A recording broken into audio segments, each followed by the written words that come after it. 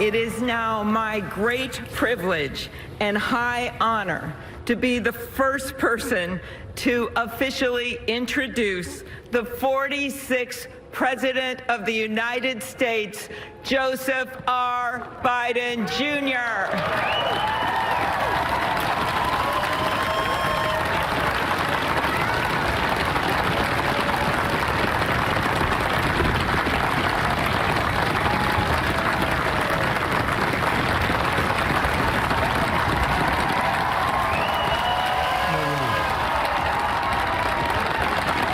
Chief Justice Roberts, Vice President Harris,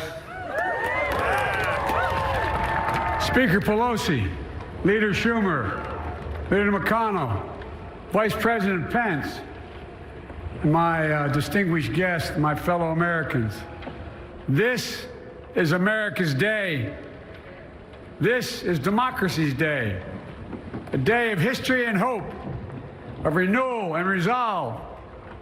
Through a crucible for the ages, America has been tested anew, and America has risen to the challenge.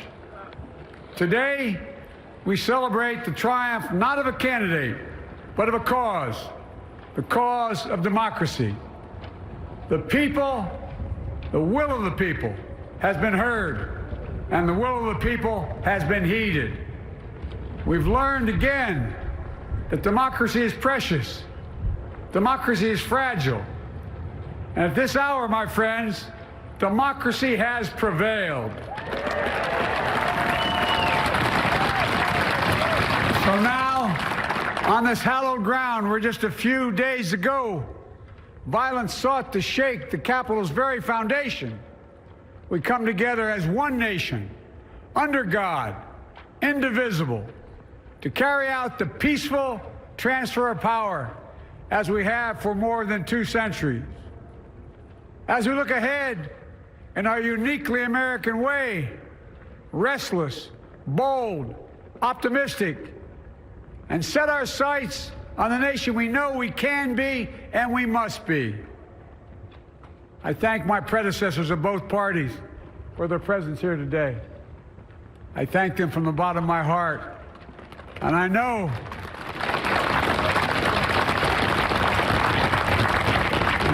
the resilience of our Constitution and the strength of our nation, as does President Carter, who I spoke with last night, who cannot be with us today, but whom we salute for his lifetime in service. I've just taken the sacred oath each of those patriots have taken, the oath first sworn by George Washington. But the American story depends not on any one of us, not on some of us, but on all of us, on we, the people, who seek a more perfect union. This is a great nation. We are good people. And over the centuries, through storm and strife, in peace and in war, we've come so far. But we still have far to go. We'll press forward with speed and urgency, for we have much to do in this winter of peril and significant possibilities. Much to repair, much to restore, much to heal, much to build, and much to gain. Few people in our nation's history have been more challenged or found a time more challenging or difficult than the time we're in now. Once-in-a-century virus that silently stalks the country. It's taken as many lives in 1 year as America lost in all of World War II. Millions of jobs have been lost. Hundreds of thousands of businesses closed. A cry for racial justice, some 400 years in the making, moves us. The dream of justice for all will be deferred no longer. A cry for survival comes from the planet itself. A cry that can't be any more desperate or any more clear. And now, a rise of political extremism, white supremacy, domestic terrorism, that we must confront and we will defeat. To overcome these challenges, to restore the soul and secure the future of America, requires so much more than words. It requires the most elusive of all things in a democracy: unity. Unity. In another January, on New Year's Day in 1863, Abraham Lincoln signed the Emancipation Proclamation. When he put pen to paper, the president said, and I quote, "If my name ever goes down into history, it'll be for this act, and my whole soul is in it." My whole soul is in it. Today, on this January day, my whole soul is in this, bringing America together, uniting our people, uniting our nation. And I ask every American to join me in this cause.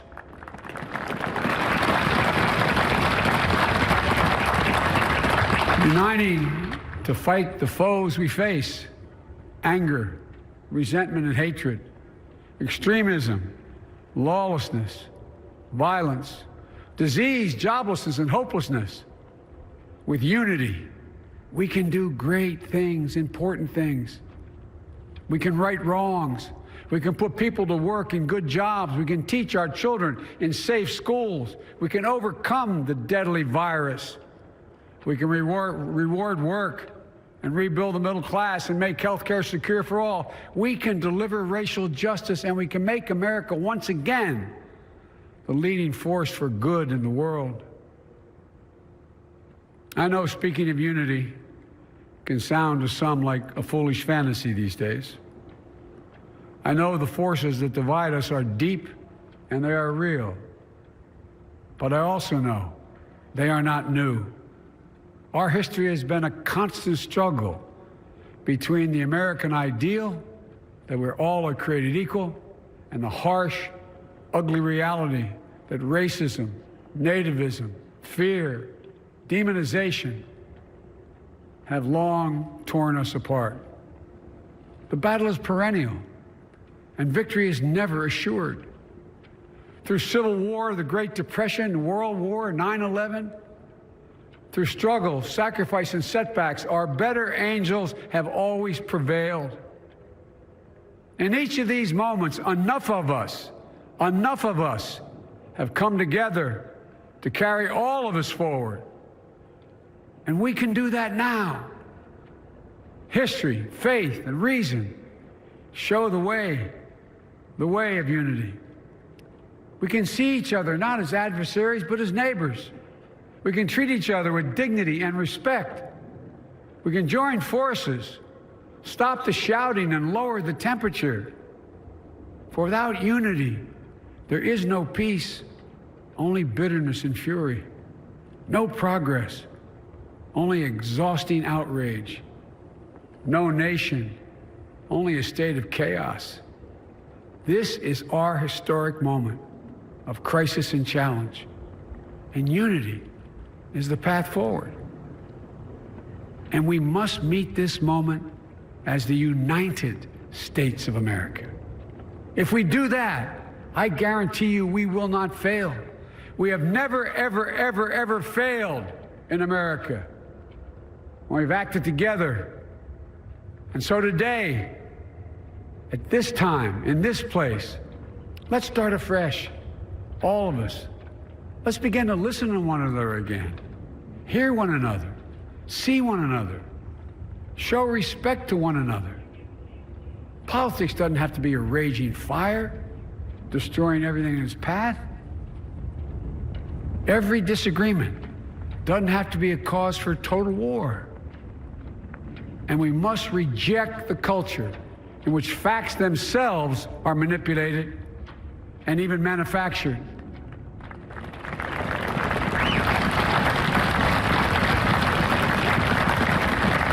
My fellow Americans, we have to be different than this. America has to be better than this. And I believe America is so much better than this. Just look around. Here we stand in the shadow of the Capitol Dome, as was mentioned earlier, completed amid the Civil War, when the Union itself was literally hanging in the balance. Yet we endured. We prevailed. Here we stand, looking out on the great mall where Dr. King spoke of his dream. Here we stand where 108 years ago, at another inaugural, thousands of protesters tried to block brave women marching for the right to vote. And today, we mark the swearing in of the first woman in American history elected to national office, Vice President Kamala Harris. Don't tell me things can't change. Here we stand, across the Potomac from Arlington Cemetery, where heroes who gave the last full measure of devotion rest in eternal peace. And here we stand, just days after a riotous mob thought they could use violence to silence the will of the people, to stop the work of our democracy, to drive us from this sacred ground. It did not happen. It will never happen. Not today, not tomorrow, not ever. Not ever.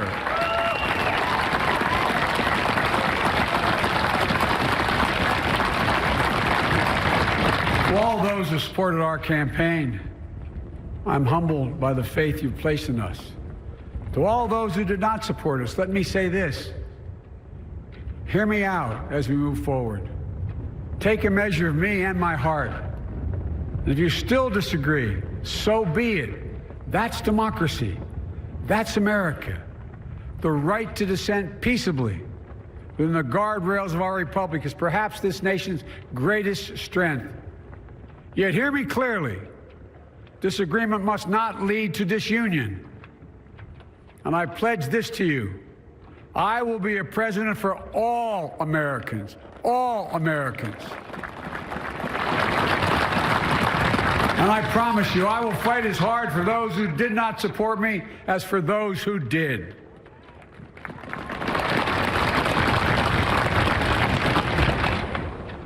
Many centuries ago, St. Augustine, a saint of my church, wrote that a people was a multitude defined by the common objects of their love. Defined by the common objects of their love. What are the common objects we as Americans love that define us as Americans? I think we know. Opportunity, security, liberty, dignity, respect, honor, and yes, the truth. Recent weeks and months have taught us a painful lesson. There is truth and there are lies. Lies told for power and for profit. And each of us has a duty and a responsibility as citizens, as Americans, and especially as leaders. Leaders who have pledged to honor our Constitution and protect our nation, to defend the truth and defeat the lies. Look, I understand that many of my fellow Americans view the future with fear and trepidation. I understand they worry about their jobs. I understand, like my dad, they lay in bed wondering, can I keep my health care? Can I pay my mortgage? Thinking about their families, about what comes next. I promise you, I get it. But the answer is not to turn inward, to retreat into competing factions, distrusting those who don't look like you, or worship the way you do, or don't get their news from the same sources you do. We must end this uncivil war that pits red against blue, rural versus urban, conservative versus liberal. We can do this if we open our souls instead of hardening our hearts, if we show a little tolerance and humility, and if we're willing to stand in the other person's shoes, as my mom would say, just for a moment, stand in their shoes. Because here's the thing about life. There's no accounting for what fate will deal you. Some days when you need a hand. There are other days when we're called to lend a hand. That's how it has to be. That's what we do for one another. And if we are this way, our country will be stronger, more prosperous, more ready for the future. And we can still disagree. My fellow Americans, in the work ahead of us, we're going to need each other. We need all our strength to persevere through this dark winter.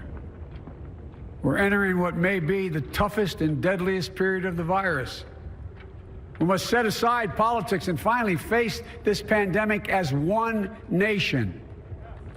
One nation. And I promise you this, as the Bible says, weeping may endure for a night, but joy cometh in the morning. We will get through this together. Together. Look, folks, all my colleagues I serve with in the House and the Senate up here, we all understand the world is watching all of us today. So here's my message to those beyond our borders. America has been tested, and we've come out stronger for it. We will repair our alliances and engage with the world once again, not to meet yesterday's challenges, but today's and tomorrow's challenges.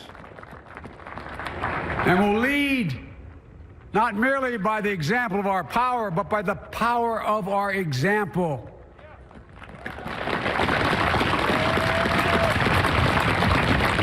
We'll be a strong and trusted partner for peace, progress, and security. Look, you all know we've been through so much in this nation. And my first act as president, I'd like to ask you to join me in a moment of silent prayer. Remember all those who we lost in this past year to the pandemic.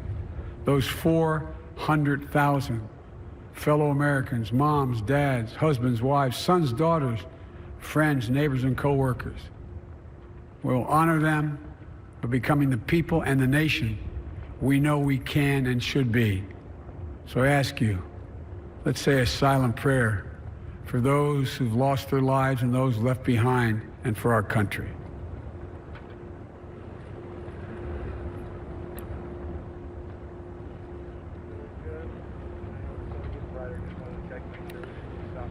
Amen. Folks, this is a time of testing. We face an attack on our democracy and on truth, a raging virus, growing inequity, the sting of systemic racism, a climate in crisis, America's role in the world. Any one of these would be enough to challenge us in profound ways. But the fact is, we face them all at once, presenting this nation with one of the gravest responsibilities we've had. Now we're going to be tested. Are we going to step up, all of us? It's time for boldness, for there's so much to do. And this is certain. I promise you, we will be judged, you and I, by how we resolve these cascading crises of our era. We will rise to the occasion is the question. Will we master this rare and difficult hour? Will we meet our obligations and pass along a new and better world to our children? I believe we must. I'm sure you do as well. I believe we will. And when we do, we'll write the next great chapter in the history of the United States of America, the American story. A story that might sound something like a song that means a lot to me. It's called American Anthem. And there's one verse that stands out, at least for me, and it goes like this. The work and prayers of century have brought us to this day. What shall be our legacy? What will our children say? Let me know in my heart when my days are through. America, America, I gave my best to you. Let's us add our own work and prayers to the unfolding story of our great nation. If we do this, Then, when our days are through, our children and our children's children will say of us, they gave their best, they did their duty, they healed a broken land. My fellow Americans, I close the day where I began, with the sacred oath. Before God and all of you, I give you my word. I will always level with you. I will defend the Constitution. I'll defend our democracy. I'll defend America. And I'll give all of you, keep everything I do in your service, thinking not of power, but of possibilities, not of personal interest, but the public good. And together, we shall write an American story of hope, not fear, of unity, not division, of light, not darkness, a story of decency and dignity, love and healing, greatness and goodness. May this be the story that guides us, the story that inspires us, and the story that tells ages yet to come that we answered the call of history. We met the moment. Democracy and hope, truth and justice did not die on our watch but thrived. That America secured liberty at home and stood once again as a beacon to the world.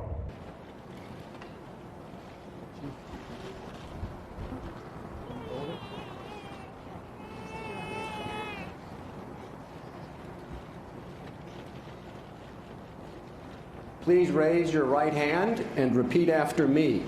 I, Joseph Robinette Biden, Jr., do solemnly swear. I, Joseph Robinette Biden, Jr., do solemnly swear. That I will faithfully execute. That I will faithfully execute. The office of President of the United States. Office of President of the United States. And will, to the best of my ability. Will, to the best of my ability. Preserve, protect, and defend. Preserve, protect, and defend. The Constitution of the United States. The Constitution of the United States. So help you God. So help me God. Congratulations, Mr. President.